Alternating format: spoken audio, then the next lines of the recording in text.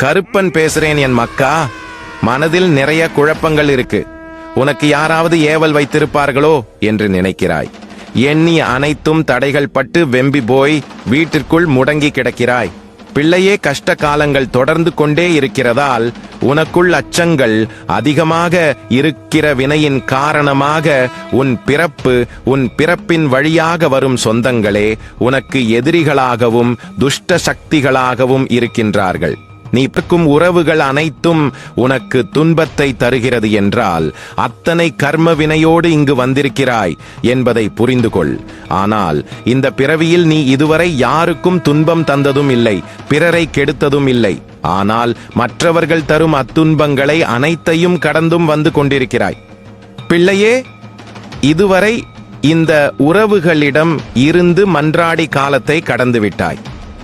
இன்னும் கொஞ்சம் நாட்கள் பொறுத்து இரு. உன் வினை பயனை நீ அளித்தால்தான் நீ உரிய வாழ்வுக்கு செல்ல முடியும். இப்பிறவியில் நீ வாழ வேண்டிய அனைத்து வாழ்க்கையும் நீ அனுபவித்துவிட்டுதான் செல்வாய் என் மக்கா.